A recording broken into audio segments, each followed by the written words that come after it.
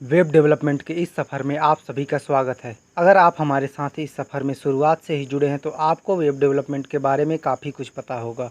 और अगर आप सफ़र में नए हैं तो इस वीडियो को देखने के बाद चैनल की प्लेलिस्ट में जाकर सफ़र का पूरा आनंद लें। नमस्कार, द कोड बाज़ार से शुभम शुक्ला बोल रहा हूँ। फिलहाल आज हम HTML बेसिक स्ट्रक्चर के बारे में सीखेंगे और साथ ही साथ यह भी जानेंगे कि इनकी कार्यशैली क्या है। So please invite your friends to join this course as soon as possible. इससे पहले कि आप इस सफ़र में कहीं खो जाएं, I request you please like this video and subscribe the code बाज़ार राइट नाउ। आपने देखा होगा सभी HTML डॉक्यूमेंट में डॉक टाइप HTML शुरुआत में ही लिखा जाता है।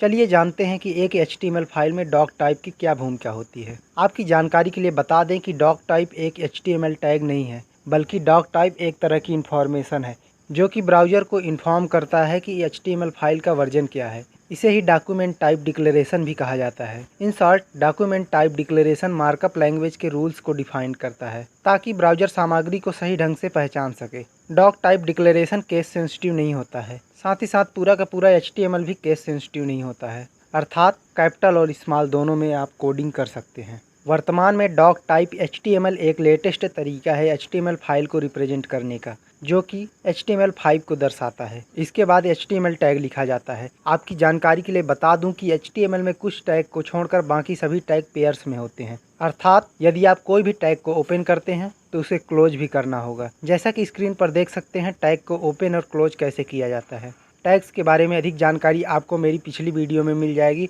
तो इस वीडियो को देखने के बाद मेरी पिछली वीडियोज़ को ज़रूर देखें। तो चलिए HTML टैग के बारे में बात करते हैं।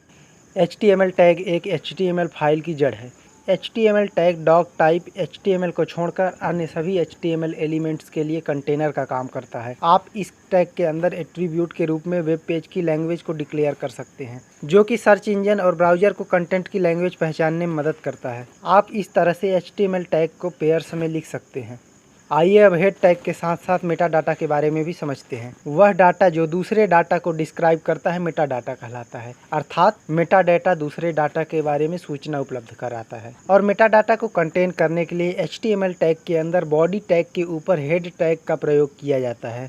मेटा डाटा का प्रयोग वर्ल्ड वाइड वेब में सबसे ज़्यादा किया जाता है। मेटा डाटा वेब पेज की जानकारी को कंटेन करता है। मेटा डेटा वेब पेज के कीवर्ड्स को भी स्टोर किए रखता है, जिससे कि सर्च इंजन में वेब पेज के आने के चांसेस बढ़ जाएं। मेटा डेटा शब्द का प्रयोग सन 1968 में फिलिप बागले ने किया था। मेटा डेटा सूचना को समरी के रूप में कंटेन किए रखता है, जिससे कि हम उस डेटा को आसानी से सर्च कर सकते हैं और उसमें आसानी से कार्य भी कर सकते हैं। जिस प्रकार किसी किताब में लेखक का नाम, उसका टाइटल, उसके छपने की तारीख तथा अन्य इन्फॉर्मेशन दी हुई होती हैं, जिससे कि उस किताब के बारे में आसानी से शॉर्ट इन्फॉर्मेशन मिल सके, उसी प्रकार मेटा डेटा वेब पेज के बारे में डेटा को समराइज करता है, जो कि सर्च रिजल्ट में काफ़ी अहम भूमिका निभाता है। मेटा डेटा वेब पेज में डिस्प्ले नहीं होता है। मेटा डेटा आमतौर पर document title, character set, style, script and other matter information को डिफाइन करता है। आइए अब टाइटल टैग के बारे में जानकारी प्राप्त करते हैं। यह एक HTML टैग है जो वेब पेज का टाइटल देने में मदद करता है। आप किसी वेब पेज का टाइटल ब्राउज़र के टाइटल बार अर्थात सर्च इंजन रिजल्ट पेज के ऊपर देख सकते हैं। आसान भाषा में समझा जाए तो टाइटल टैग में हम पूरे का पूरा टाइटल डाल सकते हैं या फिर SEO फ्रेंडली कीवर्ड भी लिख सकते हैं, जिससे आपकी post search engine result page में रैंक कर सके। हेड टैग के अंदर बॉडी टैग से पहले हम टाइटल टैग को पेयर्स में कुछ इस प्रकार लिख सकते हैं। आइए अब बॉडी टैग की चर्चा करते हैं, जो कि एक अहम भूमिका निभाता है इस पूरे घटनाक्रम में। बॉडी टैग डॉक्यूमेंट की बॉडी को डिफाइन करता है। बॉडी टैग HTML डॉक्यूमेंट के सभी कंटेंट को रिप्रेजेंट करता है, जैसे कि headings, paragraph, images, hyperlinks, tables, list जैसे सभी कंटेंट बॉडी टैग में ही लिखे जाते हैं। और एक HTML डॉक्यूमेंट में सिर्फ एक बॉडी टैग होता है। हम जो भी आउटपुट देखते हैं वह सभी बॉडी टैग में ही लिखा जाता है। तो इस प्रकार कुल 5 टैग होते हैं, जो कि एक HTML फाइल के स्तंभ है। और आप सभी HTML डॉक्यूमेंट्स में इन 5 टैग्स को इस्तेमाल करने वाले हो। चलिए एक बार इनको नोटपैड में भी लिख कर देख लेते हैं कि कौन सा टैग कहाँ पर और कैसे यूज होता है।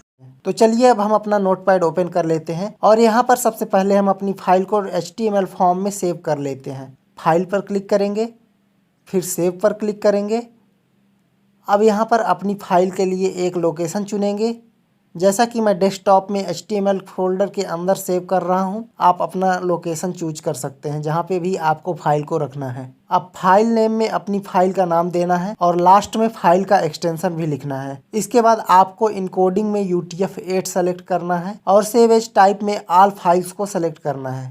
इतना सब करने के बाद सेव पर क्लिक करना है। अब आपकी HTML फाइल बनकर तैयार है। तो चलिए HTML डॉक्यूमेंट में हम अपनी सबसे पहली लाइन टाइप करते हैं, डॉक टाइप HTML। उसके बाद HTML टैग लिखा जाता है और इस टैग में हम एट्रीब्यूट के रूप में वेब पेज की लैंग्वेज को डिफाइन करते हैं। अब हेड टैग को लिखा जाता है और हेड टैग के अंदर ही आप मेटा टैग में मेटा डाटा को डिक्लेयर कर सकते हैं। अब चलिए थोड़ा डेली उपयोग में आने वाले मेटा टैग के बारे में जान लेते हैं। Meta character set equal to UTF-8। चूँकि ASCII कोड केवल अंग्रेजी शब्दों को ही इनकोड करता है, इसलिए यदि आप अपने HTML फाइल में किसी अन्य लैंग्वेज का इस्तेमाल करते हैं जिनके शब्दों में अंग्रेजी वर्ड नहीं है, तो वे शब्द आपकी स्क्रीन पर ठीक से डिस्प्ले नहीं होते हैं। इसी कमी को दूर करने के लिए UTF-8 कोड बनाया गया और यह लगभग दुनिया की हर भाषा का अनुवाद कर सकता है। अब हमारा अगला मेटा टैग है meta HTTP equiv equal to x-UA compatible content equal to IE equal to edge. अब देखिए HTTP क्यूब उन यूजर्स के लिए यूजफुल है जो ओरिजिन सर्वर कॉन्फ़िगरेशन फाइल को एक्सेस नहीं कर सकते हैं लेकिन सर्टेन मॉडिफिकेशन चाहते हैं, और x-UA यूज करने का एकमात्र कारण आपकी वेबसाइट के लिए इंटरनेट एक्सप्लोरर के वर्जन 8, 9 और 10 में उपयोगकर्ता की कंपैटिबिलिटी व्यू की सेटिंग को ओवरराइड करना है। और अब अगला सबसे इम्पोर्टेंट मेटा टैग जो है meta name equal to viewport content equal to device width initial scale equal to 1.0।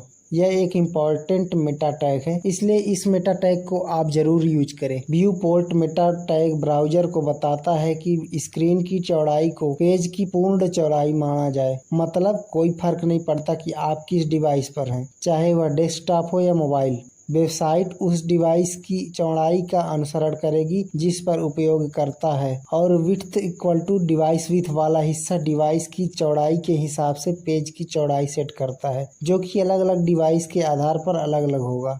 इसी प्रकार इनिशियल स्केल इक्वल टू 1.0 वाला भाग पेज जब पहली बार ब्राउजर द्वारा लोड किया जाता है तो प्रारंभिक जूम स्तर को सेट करता है।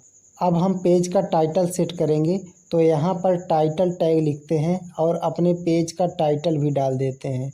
उसके बाद हेड टैग को क्लोज करके बॉडी टैग को ओपन करेंगे और जो भी हम अपने HTML डॉक्यूमेंट में आउटपुट चाहते हैं वह सारा कुछ बॉडी टैग में ही लिखा जाएगा।